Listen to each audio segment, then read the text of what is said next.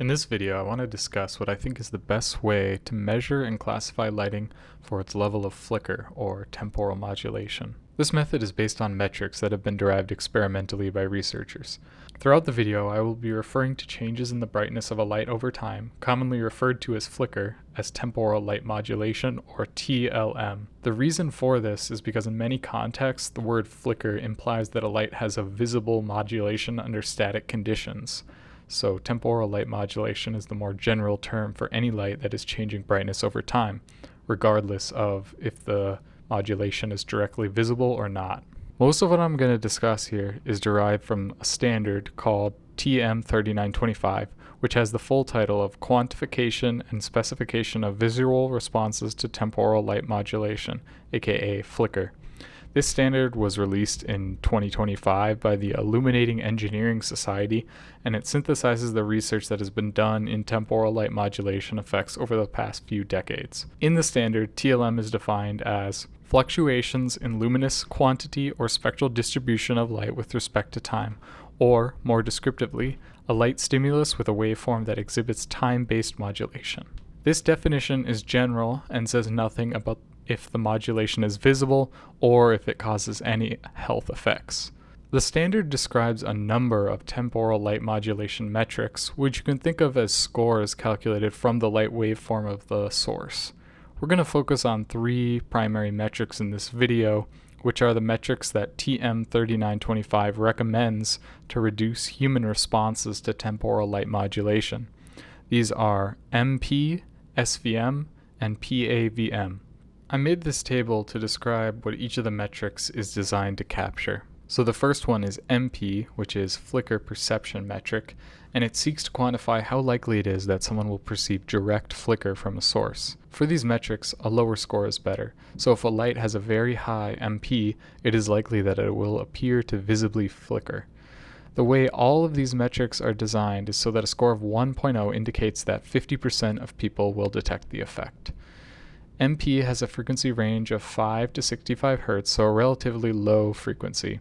For reference, an incandescent light bulb will flicker at 120 Hz in the USA or 100 Hz in Europe. SVM stands for stroboscopic visibility measure, and it quantifies the stroboscopic effect, where a moving object under a light freezes or breaks into jerky, snapshot-like frames instead of moving smoothly.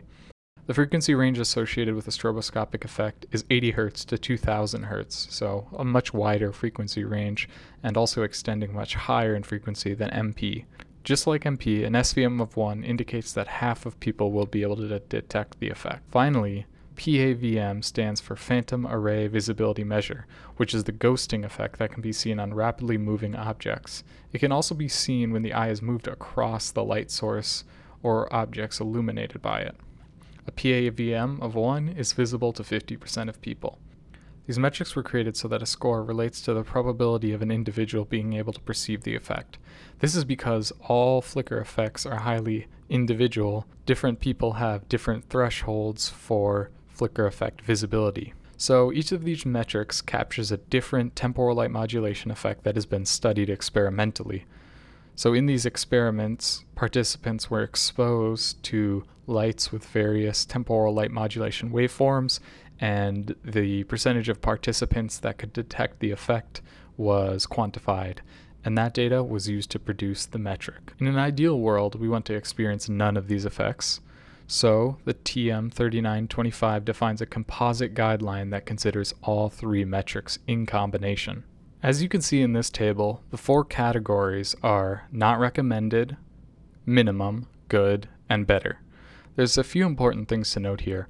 All the data that went into making these metrics and the standards is considered the visibility of a specific temporal light modulation effect, not a health effect. So there isn't data showing what lights will or will not cause health effects, apart from some limited data on seizures. So we have to keep in mind that while this is a well-supported guideline, it's still a guideline and not a definitive ruling on what can or cannot happen, especially to a sensitive individual. You can see that the threshold for minimum is that MP is less than 1 and SVM and PAVM are less than 1.6. So a light on the border of minimum could potentially have a flicker effect that is detectable by more than half of the population. The threshold for good is less than 0.9 for all of the metrics, and better is less than 0.4. So in order to be classified in the better category, all three of the metrics have to meet the requirement of being less than 0.4. So the reason the classification is set up this way is so that even if the SVM and PAVM are acceptable, if the MP is too high, or vice versa, if the PAVM is high while the other metrics are low, the light will still not be considered acceptable. Here's my opinion as someone who's sensitive to flicker, which this is not medical advice. The best way to use this standard is to avoid any exposure to lights that fall into the not recommended or minimum categories, and limit any exposure to anything in the good category. If you're buying lights for your own home, you at the very least should be trying to buy lights that meet the better requirements. This is my opinion after performing a lot of measurements on different lights, specifically SVM and PAVM. And then I've also performed a lot of TLM measurements, which is very similar to MP.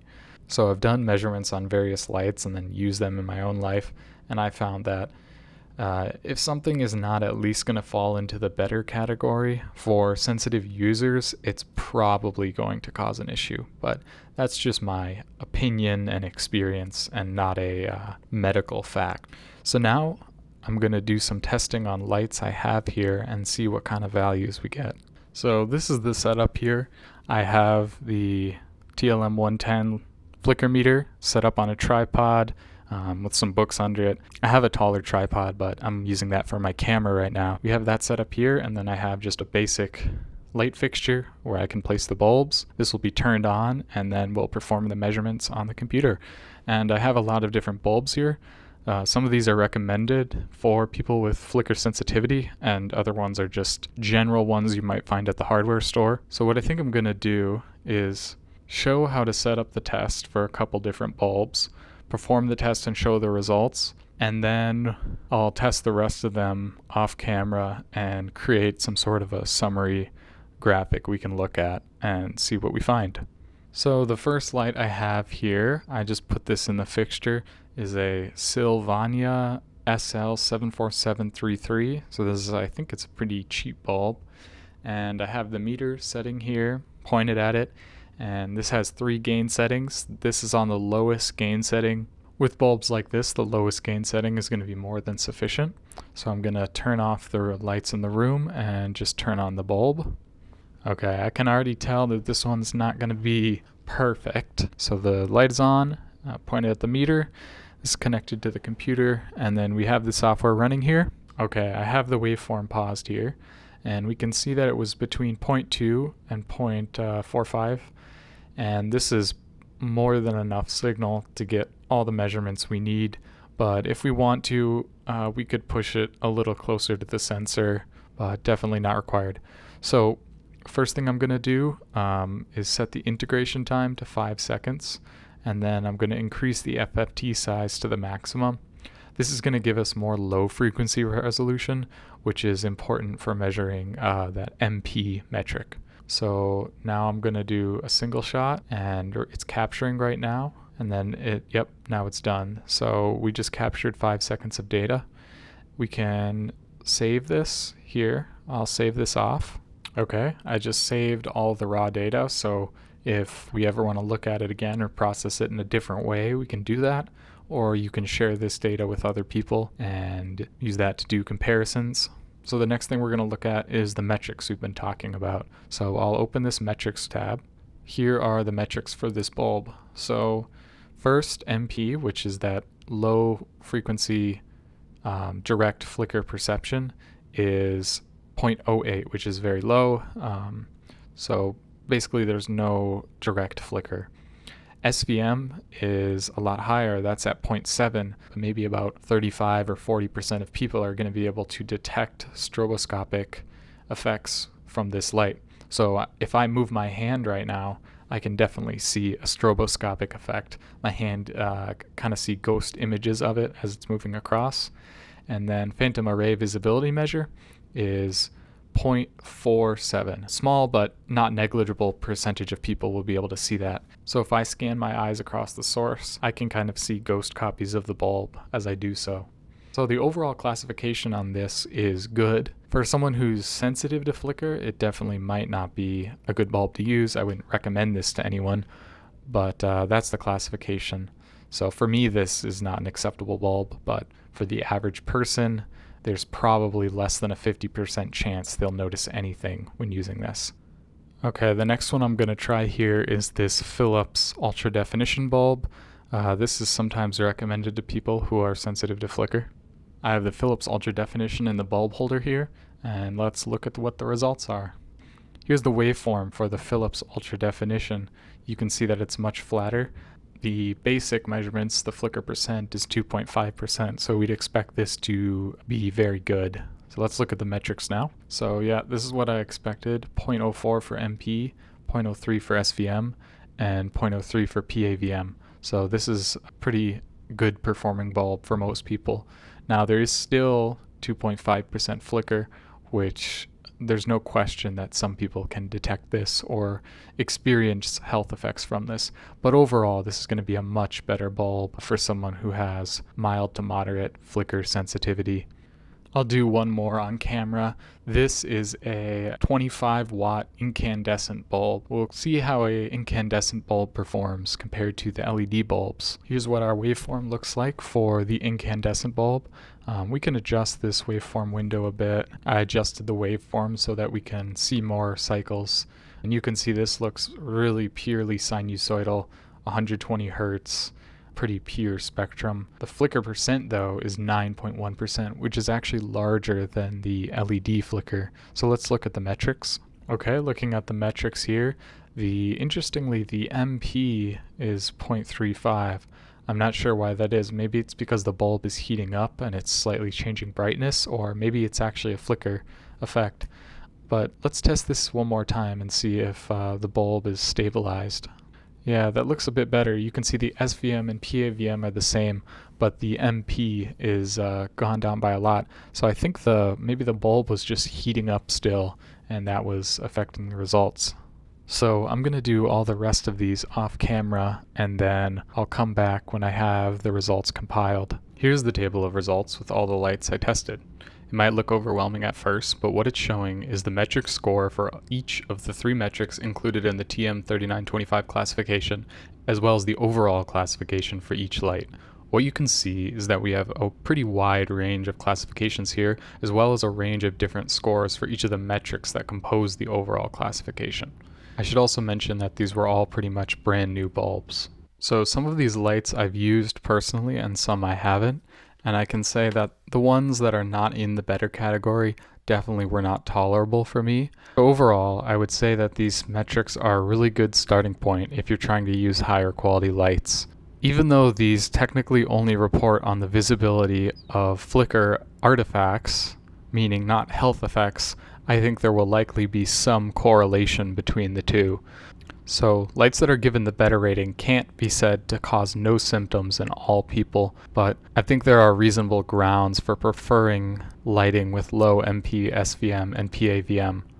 The good thing about this system is that I don't have to expose myself to these lights for very long in order to know if they're probably going to cause problems for me. Even though this method isn't perfect and it can't predict for every person whether or not they're going to get symptoms from a light, I think it's a huge improvement over the IEEE 1789 classification that gets used pretty often. A lot more data and experimental data went into creating these metrics, and they also look at the waveforms in a much more nuanced way that considers the actual wave shape rather than just looking at the single frequency and modulation depth like the IEEE 1789. So I think this is a huge improvement, and at the moment this is the best way to classify lights for their probability of causing temporal light artifacts. The flicker meter I used to do these tests is the TLM-110, which is a flicker meter I created to address a lot of the limitations that other flicker meters have. The meter was designed for people who have sensitivity to screens and LEDs in mind. This is what it looks like in the box here. We have this quick start card. This leads you to the manual and the software download. This is the device, USB-C connectivity. USB-C cable included in the box. These here are the magnetic attachments, which I didn't use in this video, but these can be used to augment the performance of the device. For example, this lens can be placed on the device to collect more light from dim sources. If you're interested in getting one of these for yourself, I'm currently doing some beta tests, so I'm sending these out to people for free. I'll put my email in the description below, and you can send me an email and request one of these if you'd like to beta test it. I will say I don't have a huge number of these left. I've already sent out a lot to beta testers, but I do still have some available. Thanks for watching.